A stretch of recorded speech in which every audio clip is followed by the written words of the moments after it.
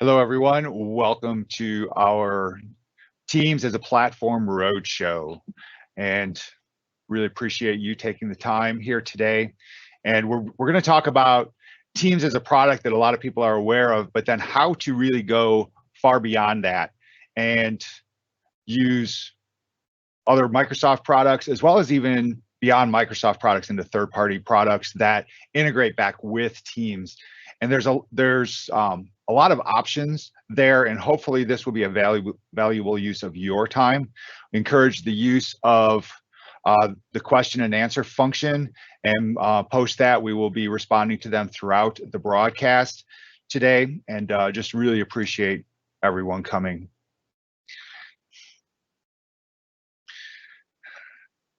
So our agenda today, spend a few moments on the introductions and then of who our speakers are, then get into some of the platforms, information, just to understand kind of the components behind it. And then some templates that Microsoft has provided. Some of them are right now available within Teams. Other templates are available on the internet at no cost. They're open source to you. You can use them as is or modify them within your environment to meet your business needs. Then we'll get into a bit of third-party applications that are also available that you can, working with those vendors and partners, pull those into Teams to really help enable your business processes and make it a lot more seamless and smooth for your users. And we can do that in a number of ways. So we'll walk through some options there. Then we'll get into a bit of business process automation and demonstrate in real time something you can do today to make a very simple approach far less painful than the current state of the universe, which is probably some spreadsheet, emails, phone calls that are out there today. And we'll use tools that most people would have available right now.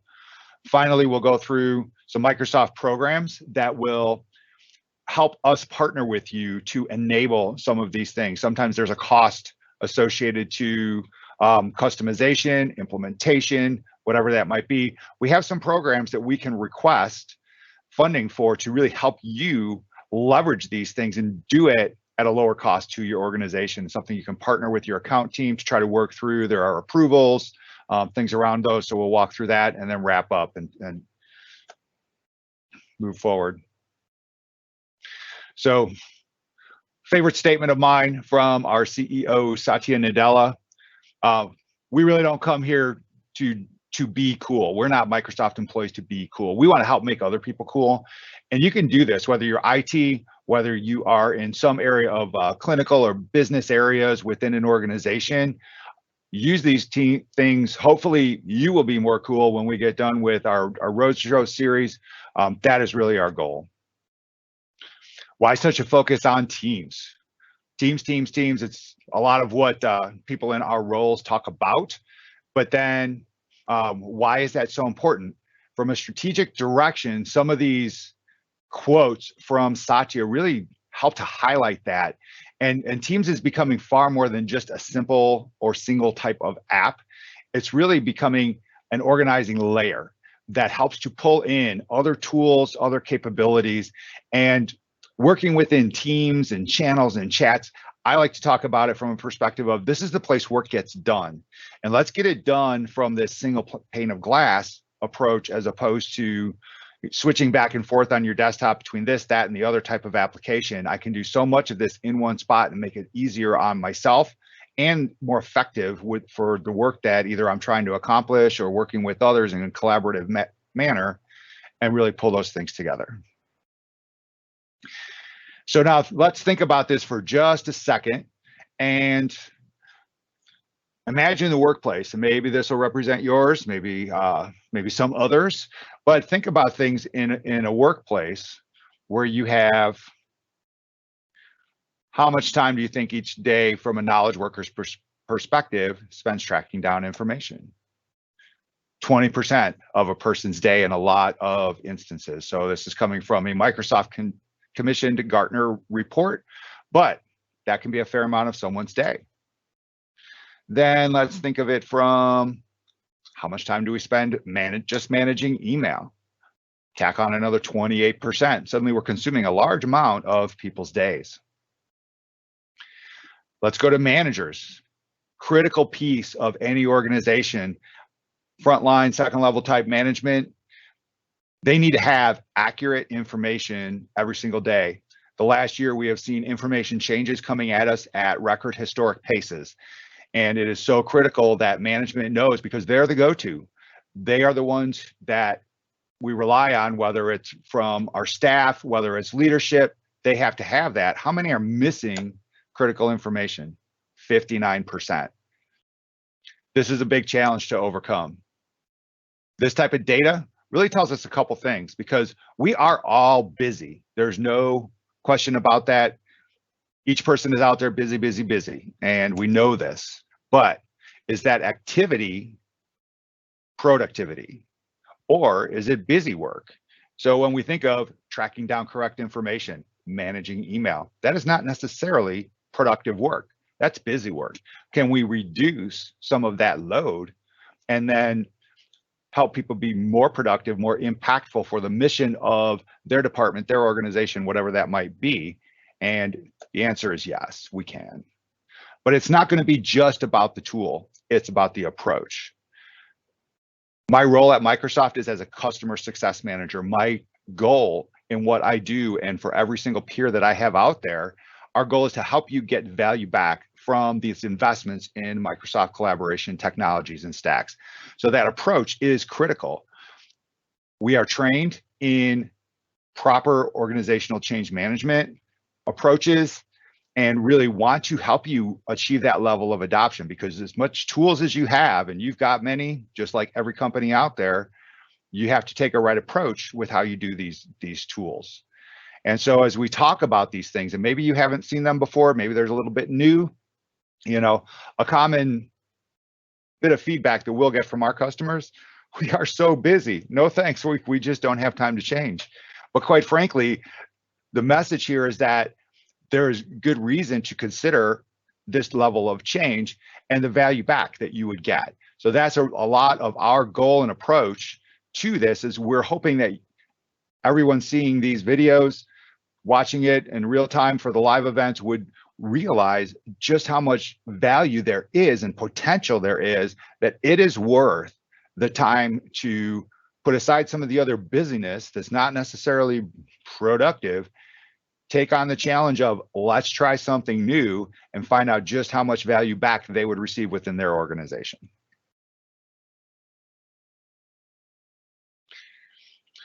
Teams. Yes, we do talk a whole lot about teams, but as I've already mentioned, there's so much you can bring into teams, and that's really what we're talking about. How do we meet people where they already are? As Teams has proliferated amongst organizations at higher record levels than any other app in Microsoft history, this is where people are working. Even if it's just basic chat, maybe some file collaborations with their teams and individuals that they work with, but this is where they're going to spend a lot of their time. So let's meet them where they are, where they're already doing that work. And if we think about this, we've kind of got the core components of Teams that people would be really leveraging. We're going to be able to call each other just like you did with your old chat tools. You can do audio calls, you can do video calls. You don't necessarily need to have a phone. We can collaborate on that. But now Teams starts to pull in that next level of, let's say, our Office 365 components that most organizations are licensed to some extent. Some just on the web, some with various apps, but you start to see how you can surface these up within a team or within a chat. Sometimes you can even add those in as tabs in a meeting, and you can leverage those tools just to have higher level of engagement and smooth out these processes and really drive a lot of the automation, engagement, whatever that might be. Now, a next level of this is we can start to integrate other applications that go beyond Microsoft. Many great partners out there with key critical applications, and these are important applications that they're necessary within an org. Most orgs, they have multiple types of these applications. Many of them have been developing an integration component with Microsoft Teams, and what that does is enable interactions to flow, whether it's from teams, from that application, or work in parallel with each other, where they're reading, writing back and forth to each other based on whatever the scenario is that we're trying to do. A quick example of that would be, let's just choose Servicenow. One of my customers recently, they went in and they developed an approach where sometimes staff will go in and order a piece of equipment. They will use that piece of equipment then with manager approval only. And so that approval, what they were able to do is from Servicenow recognize the approval for a manager was in there, but then send the approval notification right into Teams. So the manager then, they get, it's kind of like a chat where it pops up for them and says, hey, this individual is requesting, let's say it's a new laptop. This individual is requesting a laptop. Do you approve, deny? Maybe you have some questions. Be able to then capture that response back from the management, push it back into Servicenow in this instance, update that as the authoritative system of record. But now we've just smoothed out that process compared to just doing a lot of emails. And you hopefully can kind of think through that depending on what your application might be. There's lots of different reasons for using all of these external third-party applications and doing that with that Teams integration. So now we've talked about meeting people where they are, and we showed it with the circle diagram, but now let's see it maybe a little bit different view. And so some of this maybe for some IT folks as we start to think through beyond just some apps that are visible and used by the organization, what you can start to do. So beyond our Microsoft apps and our third-party apps, we can start to create custom apps within this. We call it the Power Platform, and we'll get into that in just a moment. And as we think about what those custom apps might be, could be for some line of business need that we can put up an application very easily and leverage some of the Office 365 components. What we'll do then is we will build out the that with one of the tools in that Power Platform. So we have virtual agents where essentially you can use a tool, and you can do this right in Teams. You can create a bot, and then you can tell that bot what type of questions it can respond to, what those responses are, link it out to other existing information in the organization. You can automate a lot of things. We'll show that within the demo later on. Power Apps, you can make that user interface where maybe it's just fill in some blanks to make a request or whatever the app might be. And then as we kind of expand that out, leverage some templates that we have made available from a Microsoft perspective. They're available at no charge and able to use with your existing licensing. Or you can build these things from scratch. So sometimes we do it from an IT perspective. We have great governance approaches that we can help you with so that then you can enable this citizen developer approach as well within your organization, so that instead of various business areas trying to solve for something and not engaging IT is proactively then ready for them to leverage these components with the appropriate level of guardrails around it, so that you're meeting any type of regulatory requirements, internal policies, making sure that that is already available and set up for people. So now, what we're really doing, we're getting all our apps and info right where we need them in one product. So we can see here from a Teams perspective, I've got really three dots at the left-hand side. We call it the left-hand navigation or left-hand nav if we were saying it fast in a presentation. So those three dots, we can go find apps that are available to us.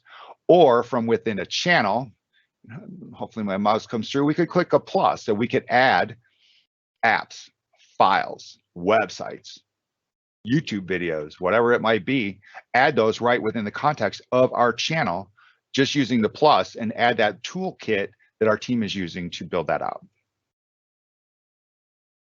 So we have an app store as well that people can go in, request some of those apps. IT is able to manage some of that app store as well, so they can publish applications to it that can then be used by the organization.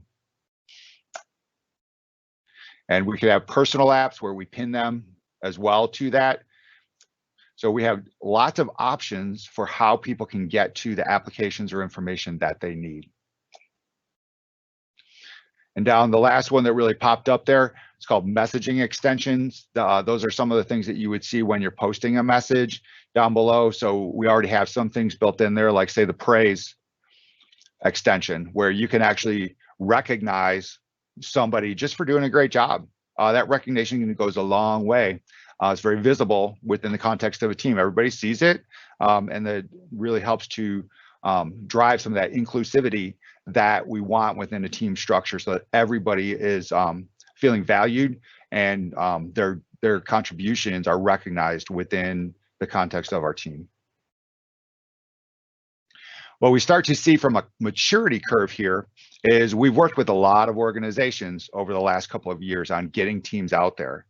And so we get started typically on our chat and meetings. Then we start to extend that and start to get some of the other apps in Teams. And so that's really where we've been going with people on their journey through the last couple of years. But now where we're at kind of at this point in time is starting to drive some of that real innovation, AKA real value, as we get into modernizing and then even replicating some of those solutions across organizations. Now we're really starting to tack on the value from that Microsoft investment.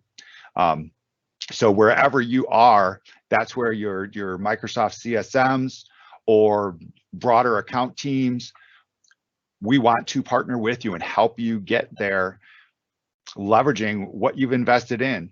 And so please reach out. We are happy to help.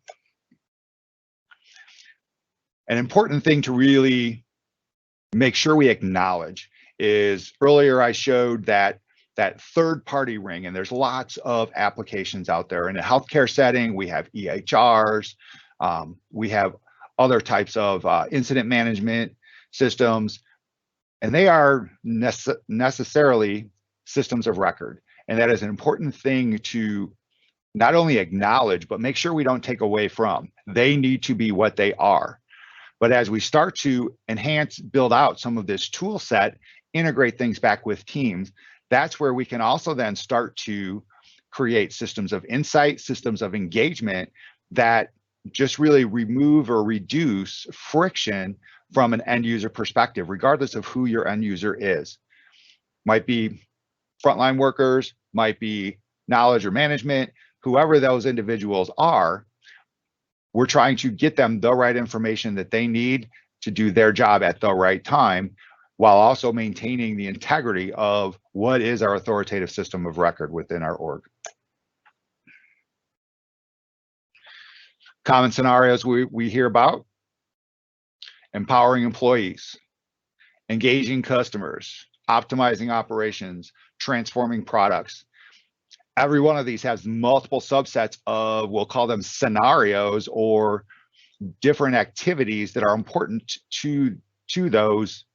And those are the things that we can begin to explore. In many cases, we've already built out templates for you that you can leverage right out of the gate, whether it's full-on application templates. Sometimes within the tools, there are additional templates that map to some of these things. And that's where you can leverage those very easily within the construct of our broader Office 365 platform and ecosystem. How do you get started? Very simple. You pick one. Pick one that you're going to go with. Take a look at that. What are you doing today? How do you want to get that done? Don't talk about the technology. Don't solution that. Talk about the how, the what, the why, the where. What's the pain point? Which app services? Then we can start to align some of the technology to solve for it. But the odds are pretty good that we would be able to work together to solve for what your need is within the Microsoft Office 365 toolkit that you have available to you. So let's switch gears here for just a moment, and let's just define what some of these Power Platform items are within Teams. A couple of the key ones that we have out there. Power Apps. You could think of this as application development, but if you're on here and say you're a clinician, you're knowledge worker, you're management, you do not have to be an application developer to make a Power App, I promise. I've done it. I am in no way, shape, or form any level of developer. We have templates even in Power Apps for you. But what you're doing, you're building out a user interface. That's what's going to receive that data info. When we get to automation, also something sounds intimidating when we begin. The reality of it is you can carve up Power Automate into things called triggers and actions. Triggers are something happens somewhere. An action is, what do I want to happen next? Built into Power Automate, I can then pick from, let's say I'm working within Teams and something happens in Teams, I can pick that action as my trigger. Then I can say, okay, I want this to happen, I want that to happen, and we'll show how we can leverage these things later on when we do the demonstration. And I'll even show the flow that I built for that to happen. Not difficult.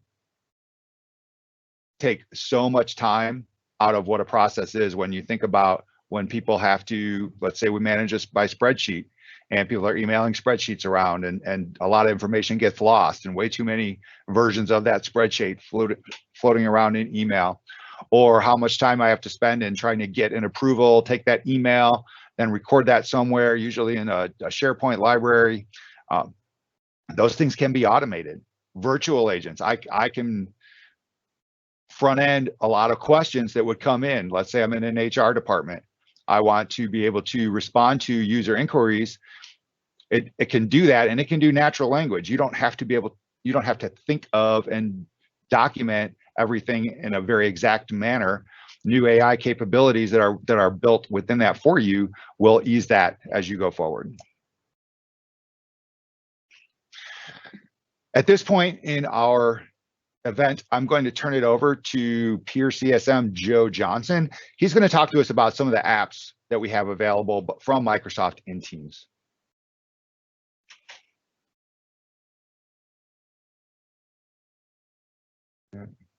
Thanks, Mark. Hi, everybody. Joe Johnson, and Customer Success Manager here at Microsoft.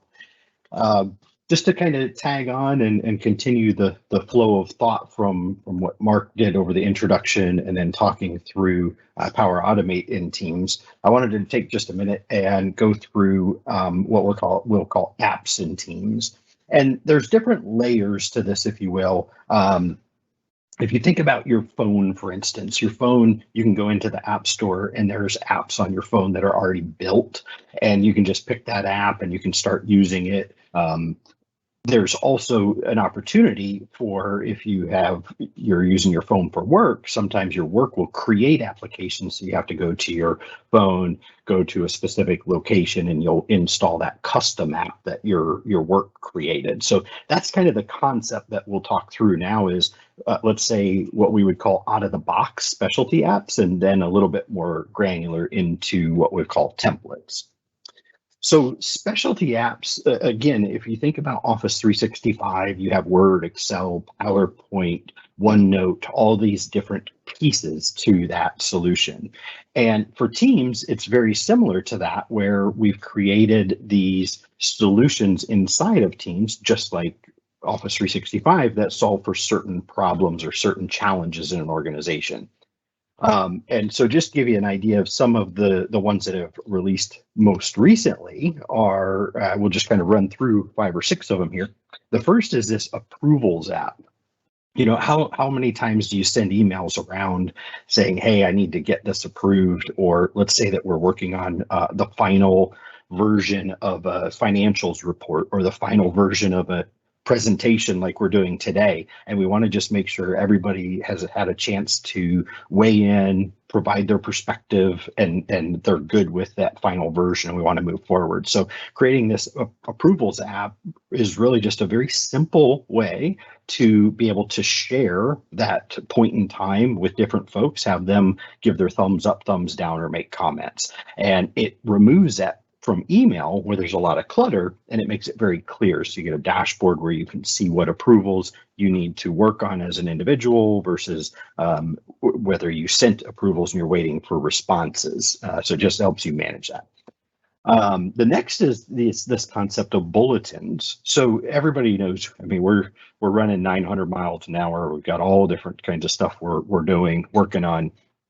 And sometimes it's a little challenging to make sure that we pause and absorb important information.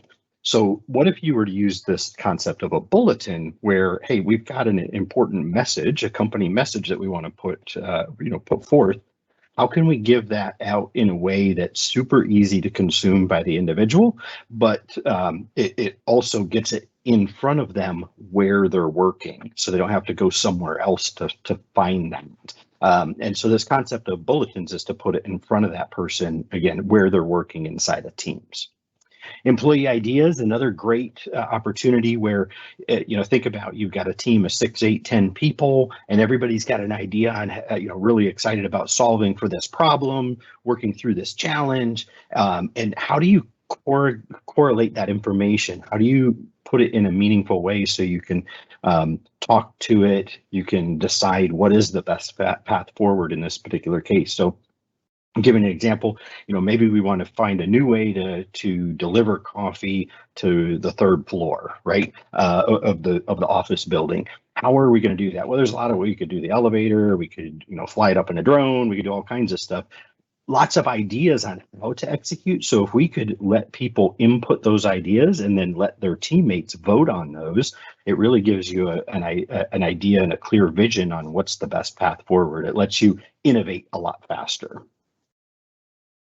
The next one would be inspections. So with inspections, again, lots of different use cases for this. You may be coming on a shift for your floor, and you do a pre-walk to see, is everything in order? Are there any safety hazards? Are any lights out? Whatever that inspection process might be. But ability to take that off of a paper form and put it into a real quick, easy, automated app inside of Teams where that information can get instantly sent back and actioned on. Let's say that there is a safety hazard, to be able to input that into an app. Now it gets recognized, a service ticket gets opened immediately. You can get a very much quicker time to resolution.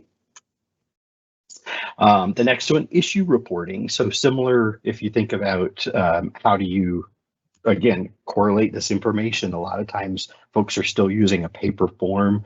They're still using email, which it delays the time to resolution. So automating that in the front end, simple entry in Teams and pushing that out into some sort of an automated workflow in the background to help expedite the resolution for that. And then finally, milestones. So you think about project management and moving through projects and where are we at? We're working with a whole portfolio of work, and to be able to get a visual and kind of automate how I manage that day. So this app helps you bring that into clarity of motion for the individuals. So these are just some of the examples. There's a lot more of these specialty apps that are already built, already running. The neat thing about the specialty apps that are built and running is, again, we created them. They are part of the solution, that the Teams solution already. So there is not really any development that needs to happen at the organization. These are lightweight. They can be easily implemented and used and value realized in the organization. From there, the next thing that we came across as we rolled Teams out was we found common use cases, common scenarios where folks are like really having challenges in certain areas. And so what we did as a group, and if you think about Microsoft, there's a lot of components. Everybody really band together. Some folks work on certain areas, some on others, but they took these common scenarios and said, how can we templatize this? How can we turn these into templates? Put it open source, put it in GitHub, and let folks be able to customize it. But it gives them a framework that gives them the ability to launch faster, right? A quicker time to value for the organization, less effort for the developers within the organization. So we took, again, those common themes that we've seen across businesses and said, let's work on these. And so we put resources to them and we built some. So let's talk through a few of those. At the end, we'll show you kind of a broader picture of what's available. There's a lot in this area. But to start us off, this adoption hub. So even with, you think about teams and this new way of working, which we're talking to today, it's challenging, right? We're used to chat, we're used to messaging, but there's a lot more functionality. There's so much more we can do with this tool. How do we get people to understand and see that vision and be able to use the tool appropriately to help save time? Because time is one constant we can't change. We only have so much of it. So if we can automate things, make things easier, communicate better, all that helps us with that time attribute that we can't really affect too much. So this adoption app is, how do we get folks trained in anything, right? But if we think about teams, for instance, how can we give folks a central place to be able to go through that learning life cycle? So I can come and I can explore self-help. I can ask questions to a bot and the bot could answer those, or I could escalate those questions and I could talk to a real person. I could sign up for individual training that might be coming up, or webinars or whatnot. Correlate all those training opportunities into one hub. That's what the adoption hub does. So again, just a tremendous need, just if we think about teams as a whole, but the expansion of any technology or any process that you want to train on, being able to put that whole learning life cycle in one app. And so the next one is our company communicator. A lot of folks still today use email, or they use intranet to provide what I would say is very valuable company information. What has to happen in that case, though, is me as an individual, I have to go to email, and I get 700 emails a day, and there's all this clutter, and maybe I'm working hard. I don't really have time to digest that information right now, or I have to jump over to this other location, the intranet, and look at the different posts, and some of them are relative to me, some are not. And we've got work done for this, what we call a home app, where it helps bring information that's relative to my role and my area in the organization. But aside from that, how do we get notes to people, especially for very important information? So this company communicator lets you create, just call it a card, a little contact card that has maybe a picture in it, a title, a small phrase on what's going on, why is this important, and then a link out to the broader article that was posted on the intranet, because somebody may still be absorbing the information there. But putting this contact card in chat in Teams allows me to quickly see that message and go, this is important to me. I need to make sure I look at this so I can go back to it later, or I can get to it right now. But it just brings that company message into my chat box where I'm working today. So that's been a big ask, we'll say. The next one is what we call our employee training app template. And on the first part, we say, well, we just talked about an adoption hub just a couple slides ago, and now we're talking about employee training. Kind of seems similar. I would suggest that it's not, that it's maybe think of this as more a front end of your LMS. So it's that employee experience of how I'm going to look at training as a career, right? For my career. Can I see what's here? What have I accomplished already? What's on my board that I need to still accomplish? So it brings that, again, that training life cycle, but not from a perspective of, hey, I can go and do some self-help or talk to a bot or escalate regarding a specific technology. This is just career-based. I can have anything in here. So you can blend information from company created information. It could be Microsoft created information. It could be pulling in things from your LMS, all kinds of stuff. So you can correlate that into one learning experience. So learning is a huge area that we know is there's a huge focus with a lot of organizations, especially as we go to a virtual environment. How do we make this simpler, easier to not only sign up, but manage and track?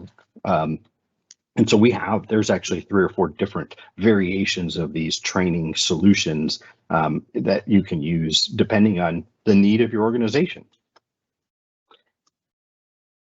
So the next one is our FAQ Plus bot. Now this was interesting, and this one has actually spawned off into a lot of different directions. You know, if we think about where it would start, and that would be maybe a help desk FAQ, especially as you roll out something like Teams, there's a lot of questions that you get repeat. So could we have an automated bot answer those and help us with influx of ticket submissions? Well, yeah, we could. The other area is with HR, being able to have HR come in and put that FAQ into this bot experience. So I can now go in and say, hey, what are the company holidays this year? How much time do I have off? Can I see my last pay stub? All kinds of questions that normally, again, I'd have to go to this FAQ document. I can use this FAQ Plus bot. And what that does allow us to do is not only answer the questions, but on occasion, it may be a heightened question, a little bit more precise that the bot just can't answer appropriately. So it gives that individual the ability to ask an expert or to raise that question to a live chat, live person. It gets them connected with the individual. So it makes it more of a seamless flow that I can go from technology over to a person to talk with. And I think we may have another one.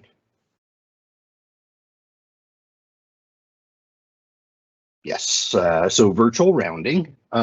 This obviously, especially when you think about healthcare and the things that we've had to go through during this pandemic. Virtual rounding started out with how do we allow physicians or nurses to do the rounds without actually having to enter the room and use PPE. So this concept of virtual rounding and doing these rounds in, using technology instead became very popular. We had a number of customers use this solution, but it expanded even further than that. So that it also expanded into, we're not letting family members into the hospital. How can we get family members connected with these patients as well? They need to be able to see their loved ones, and they should be able to communicate with them. So using virtual rounding to connect not only the care provider with the patient, but also the family with the patient.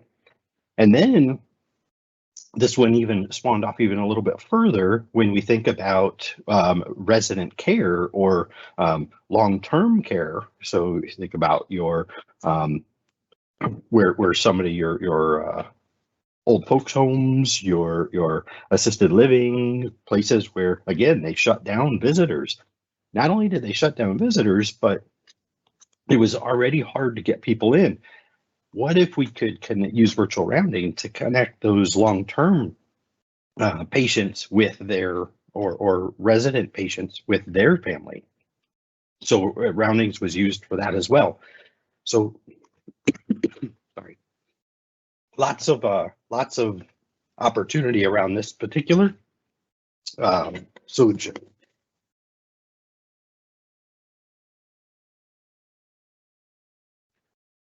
And this slide, so again, that was just a small handful of some of the solutions just to highlight. These are very easy solutions to deploy.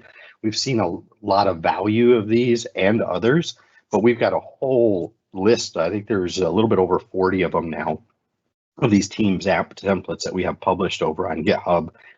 So you'll have availability of these, but again, just solutions that have been meaningful. We've seen enough folks ask for it. We put time and effort behind them to build out that baseline template. Allows you to customize and use that solution as you see fit, build on it from the ground up so you can get a quicker time to market. And I think with that, I'm going to hand the slides back over to our partner, my coworker Vasu. Thanks, Joe. And thanks for teeing up, custom apps and teams, and thanks, Mark, for the introduction. What I'm going to talk about in this section, guys, is third-party apps and teams. So we're going to focus on applications developed by other software companies, for example, and how do you bring those in teams? So we'll move on to the next slide. The focus of this section is going to be all things partner developed. It's going to be all things relevant to applications that you use outside of the Teams or Office 365 ecosystem as it stands. How do you bring that into team? And the core motive here is to let your folks, let your users engage where they're already present, where they're already working. So we know that most of the users are, in Teams at all the time, chatting away or, having meetings. How do you cut down on the time that they would otherwise waste switching context between applications? And how do we bring that app experience inside of Teams? So we'll move on to the next slide. I just want to give you guys a quick, summary of the fact that the Teams ecosystem today is huge. We have over 600 Teams apps available on the Teams App Store. Earlier on in the presentation, Mark showed you how to access the App Store, and we'll talk about how to do that in more detail in future sessions. But just know that this Teams, ISV or app ecosystem is ever increasing. And we see almost every other week new partners getting added to this ecosystem, allowing your users to best utilize their time, not have to waste time in context switching, and to best focus on what they need to do for the business. Now, just for a quick preview, and a quick reminder that we'll be showcasing some of these in detail. I will talk about a few handful of applications today. So when we move on to the next slide, the first one we want to talk about is actually Andor Health. Andor Health is a solution, an ISV or a partner for Microsoft that brings together several building blocks of telehealth and virtual consultations for a patient-provider interaction and a provider-to-provider interaction. When we meet for the third session of this series, we'll do a demo of all of these applications. But I want you guys to take away the fact that being able to bring together different aspects, right from the intake or the triage process to the payment gateways to the EMR system and the service towards the end of a telehealth call, bringing all of that experience into Teams is what we're focusing on through Andor Health. Moving on to the next slide, I'll potentially in the next session, we will showcase one more very healthcare specific application called Amion. Amion is typically used for looking up clinical rosters, which you can also do through shifts. But Amion seems to be a very prevalent solution out there. We do want to highlight how easy it is to bring that experience inside of Teams, inside of a channel per se, for better care coordination, right? Very often clinical users have to figure out how to find who is on call today, how to find out who's on call today for a specific department. And that kind of really can be a time-consuming process. Bringing that into the Teams experience and their point on using the Teams chat or meeting features to collaborate with those caregivers, that's something we're going to look for. So in the future, be on the lookout for a live demo of Amion. For today, know that an application integration into Teams exists and that you can leverage it right from the get-go. Moving on, the next app that we want to talk about, again, in the context of a healthcare provider, is InCare. Some of you potentially use Innovator's data activation platform, which allows for better care coordination, better huddling around patient care for all of inpatient scenarios. And you potentially might even use Innovator solutions for all things data analytics. So being able to bring that experience inside of Teams and being, giving the users, the clinical users, the ability to chat and collab as they see the data inside of the Teams experience, that kind of cuts out all of the context switching, having to log into multiple devices, having to log into multiple systems or pull reports from different places. It brings it all together into the context of your collaboration hub, that is Teams. So again, in the future, in the session 3 of this series, we'll do a live demo of most of these applications. I do want to pivot quickly in the interest of time, to something more traditional or more knowledge worker specific or more general across the board, which is ServiceNow. Some of you use ServiceNow internally for all things IT ticketing or um, issue reporting and those types of things. Please do note that we have very deep integration with Microsoft Teams for ServiceNow, in that you can, from a chat-based interface, not only create and access tickets that a user has created, you can also personalize the responses and kick off workflows behind the scenes that would operate on those tickets. In the session that I keep talking about, we will do a live demo of ServiceNow. So be on the lookout for that. But do know that bringing together that experience saves you several minutes of your everyday productivity loss had you not had this experience at your fingertips. Moving on, the next app that I want to quickly chat about is Workday. So many of you, as we know, use a Workday or an ADP for all things HR related.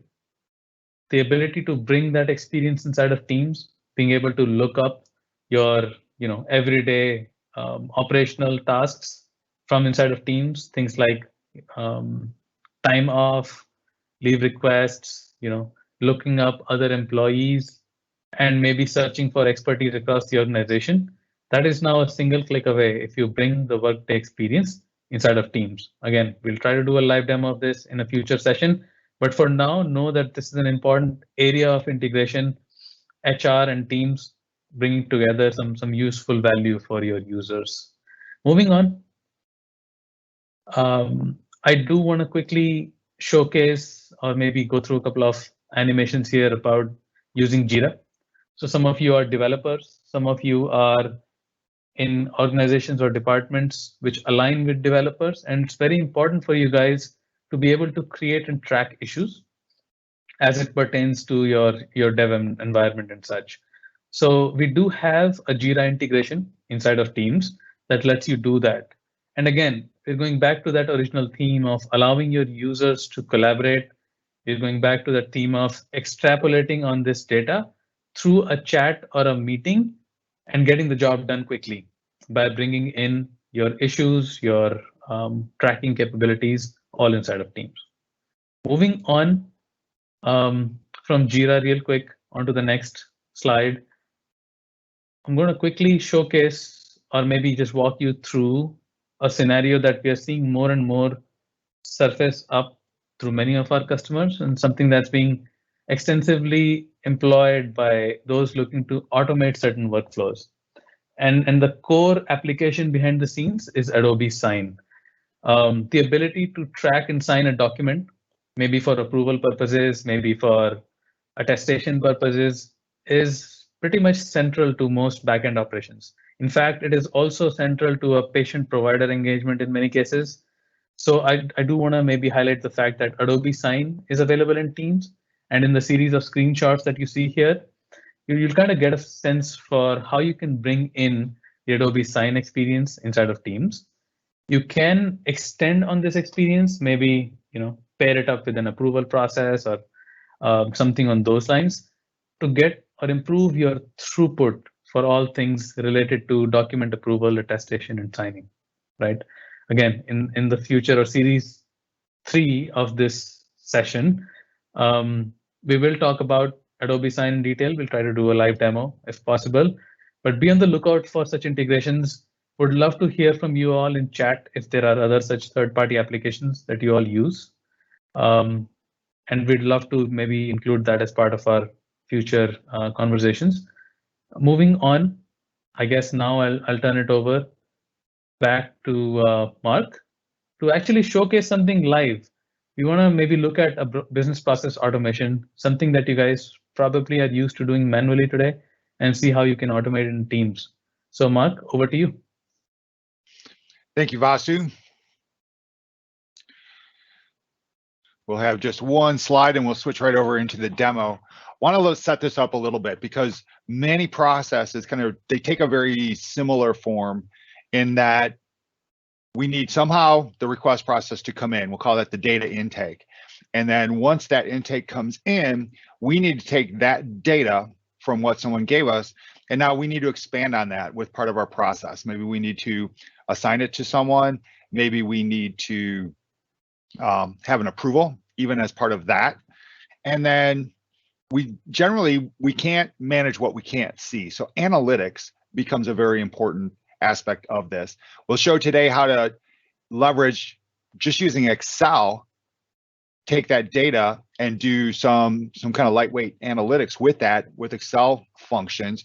If your organization leverages Power BI, much more in-depth data visualizations that provide drill down capabilities can be made available within Teams. Today, we're going to show this is what everyone can do right now. So we'll use Forms, which is an Office 365 product. Power Automate will trigger. If you remember when I talked about Power Automate, we said it's triggers and actions.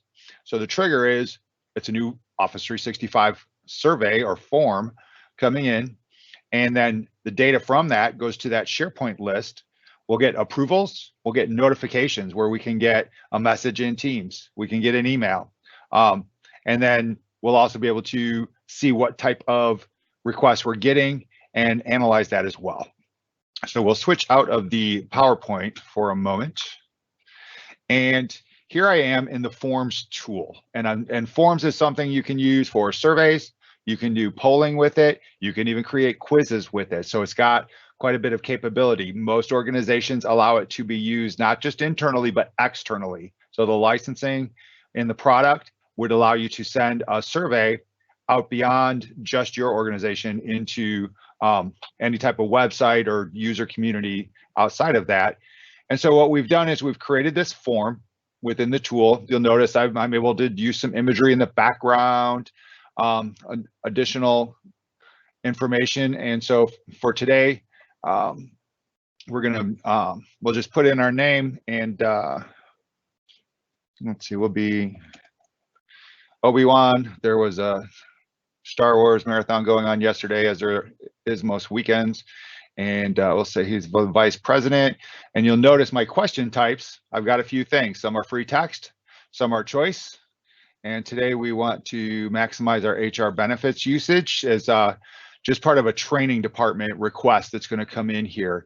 And so I work in the HR training department. In the past, very painful for our users. They had to know who we were, find us, email us. Most people couldn't find our website. So we want people to be able to do this request very easily. So this survey will allow them to do that. Within our HR benefits, we have many. We want them to really let us know how much they want us to focus on any one topic. So let's just say, you know, we don't want that.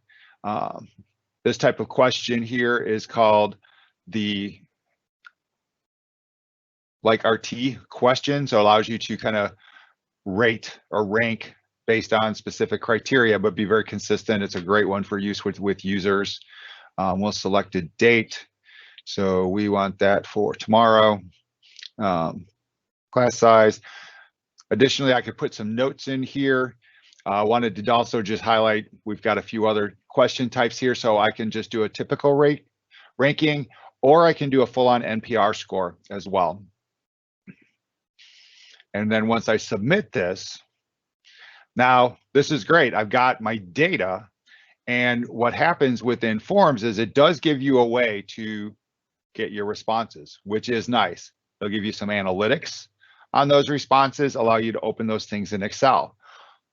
Great features within the product, but from a business process perspective, manual. I have to go back and do these. We don't want to have to take those steps. We want this to be easy. So now that I've got this request, as a manager, I want to approve this in Teams. And so what we'll do is we'll switch over to our Teams client.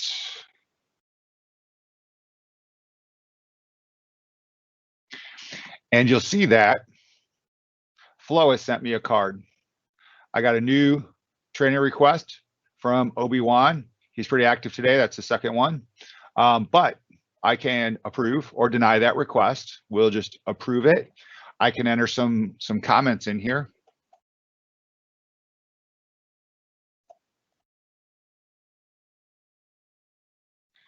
And I'll just submit my approval as the HR manager. This is part of that Power Automate. It triggered when the form came in, But now notice, it took some information, we'll call it dynamic data, when it sent that to me. It knew it was Obi-Wan. It knew the date that he wanted to put that on there. He knew which class. You can't know that in advance.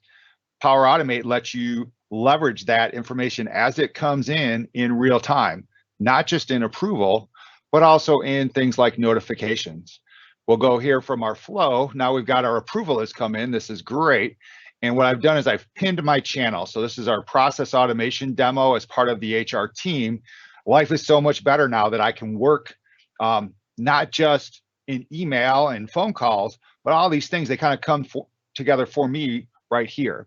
So we've got a message was posted, lets me know who did it. Again, I'm using that dynamic data. I'm posting a link where I tracked that.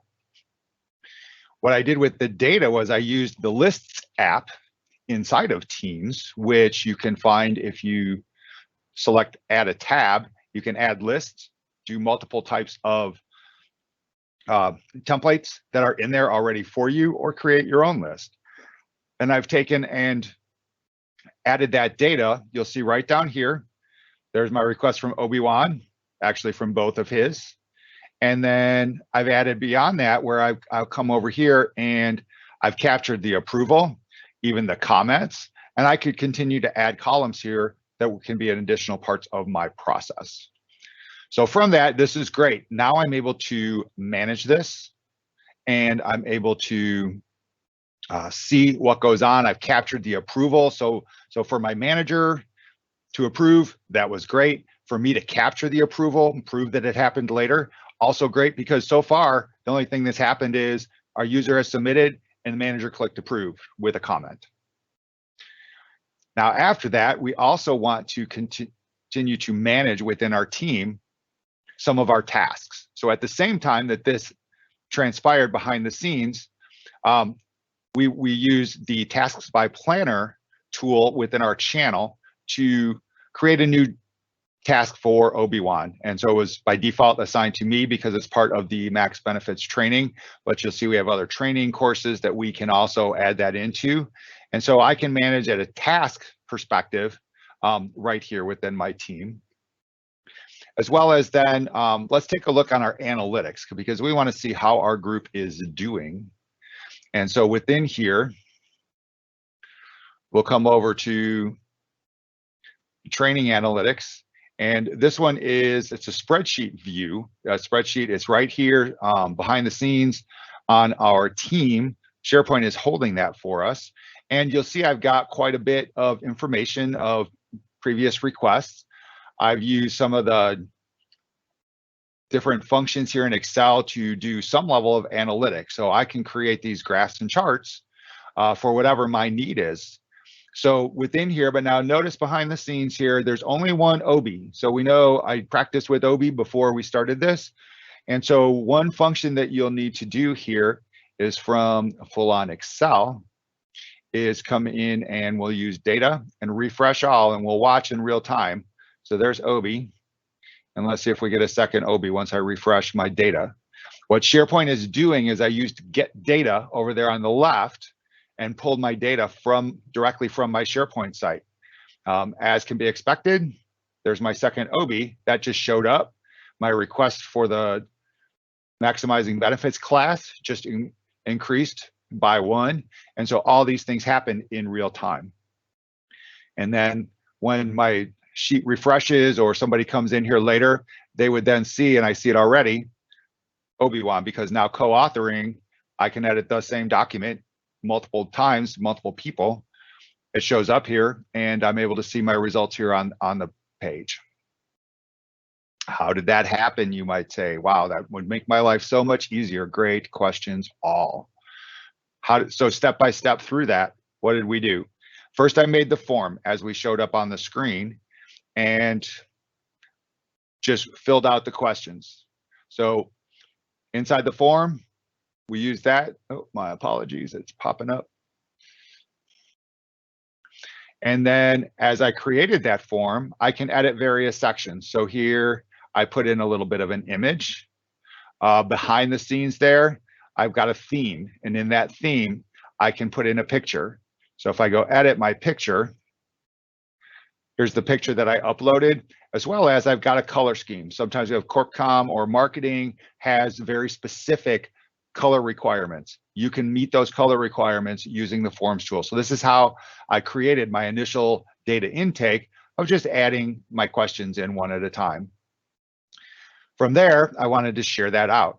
So when I share it, I can let only people in my organization respond, anyone if I want to send it outside, or even just specific people. I can share that out as just a link. That hyperlink can be on a web page, in an email, in a Teams post. I can do something like a QR code. I have folks that use these as attestation for, say, mandatory training and reviewing content that was maybe put in a PowerPoint or a Word document, and they get to the end and they can attest with the QR code on their phone, scan that QR code, it'll pop them right to the survey on their phone, fill it out, collect that data, and this automation then can document it for you in your ongoing tracking. I can embed this in a page, or I can simply send it as an email. So lots of capability in forms. That's my data intake. Then after that, let's say I have my Sharepoint site, and this is the one that's associated with my team because I get one by default when Teams is created. On my main page, we'll say this is our HR training page. I even can put that form right here on my Sharepoint page. Within here, I then also have a list. The list app actually creates the list right here. I did not click on the right list, I apologize. But that is the Sharepoint list that we're using back within our team to track all of the events that come in. Now, the kind of moneymaker in all of this is Power Automate. How do we actually take this from individual steps that we have to perform, whether it's by email, in Teams, somewhere else, get rid of those manual steps and let's automate that. So in Power Automate, I created this flow. And so I created first when a new response is submitted. In here, I linked back to my process automation form. And then I said, okay, let's get the details of what came in on that form, because just because something happened doesn't mean you know what happened or what was contained therein. So from here, I just get the response details. And then I create item. And this is where we get a little fancy, because our Sharepoint list, initially we have the same fields as our form so that I can map them up. And so when it comes in, this is where I can use some of that dynamic data. So we got title, role, training requested, each of these different areas that we want to collect. And when I click within here, what I'm doing is I'm matching from the get response details of my forms. This is what was in the form. So let's say I want the retirement savings. What was the response to that? I select that and it puts it into my list for me. So it automatically ports that data over. Then we want to do our notification back to our Teams channel. So I just simply post a message as the flow bot right to the channel. I pick my team and channel, and here I can create my message, some using the dynamic data, some of it I'm just hand typing in. We also need our approval. So here I can send out this choice of options to the manager, approve or deny. And here I've got it hard coded to one person. Sometimes it can be a group or multiple people. It just depends on the situation. But again, what is the message? I can even put the headline on it. And then after that, I said, well, okay, if it's approved, meaning, yes, the manager did approve that, then I can go back again and I'll update that Sharepoint item and just say what came from that approval. And this goes back into my Sharepoint list. What I haven't even shown yet is at the same time I'm creating a meeting. I can put in the start times, end times. I can do some other things. This is kind of hard coded as well, where I can do some of my dynamic content and put that in there, which I chose not to do for demonstration. But now here I sent an email. This one is an email that goes out to notify the person who submitted it to say, hey, thank you for contacting us. Using some of the data they just put into their request and acknowledging that it came in and that we look forward to doing that. And finally, I'm creating my task. So these steps, after you do them once or twice, they'll take you about 15 minutes really to go through, set it up, maybe half an hour if you've got a lot of data points that are within there, but not overly challenging. We can provide assistance along the way for that. So now what was the end result here? So I've gotten over here in Teams, all of our information, as well as then a notification right back here. So as my end user, they're a lot happier because now they easily found my request form. They know we did get it. Internally, we know it was approved. We just saved how much time just on one single request. And imagine that across lots and lots of requests that might come in for any one single business process. As well as that, because we are linked up and synced between Teams and Outlook, my calendar invite right here is already in my Outlook calendar. So I never had to send an email. I never had to send an approval. I never had to schedule a meeting invite. All those things happened because I spent a little bit of time up front automating, and now I can be much more productive in my role as helping others in the organization as opposed to managing all these little administrative overhead activities.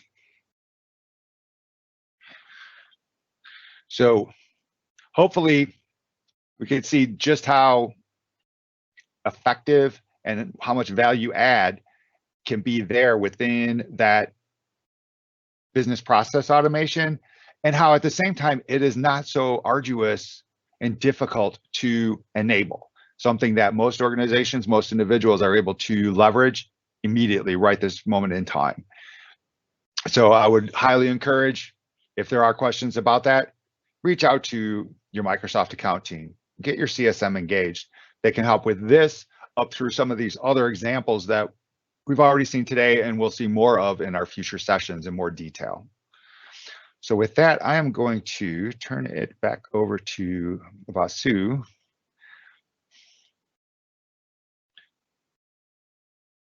to talk to us a little bit more about funding programs. Thanks, Mark. Thanks for the wonderful demo. So you guys might be wondering, hey, we've seen some good things about Teams today and extrapolating Teams as a platform. How can Microsoft help, right? So just a few things that we want to call out. We have some funding programs that we can connect you to. If you are an enterprise customer of Microsoft's, we do highly encourage you to get in touch with your Microsoft account team, and they would be able to connect you to one of these several options that I'm going to talk to you about. The first off thing that we want to talk about is we do have something called ESIF. ESIF stands for End Customer Investment Funding, and it's a program that Microsoft has put together in place to help deliver products and services that support end user adoption of our technologies. In the context of the conversation that we had today, this would include any custom solution built by customers or any of your SIs, partners, system integrators that are scoped around Teams applications or solutions built using Power Apps and Power Platform. This might also apply for apps that use Teams Graph API calls behind the scenes or anything that embeds Teams components. This would be on a case-by-case basis. So as I mentioned upfront, it's best if you connect with your account team, but know that there's an option for some amount of funding available that Microsoft can support you with. The other type of program that we typically engage many of our strategic customers with is called SLATE, and it's an acronym for Strategic Line of Business Apps for Teams.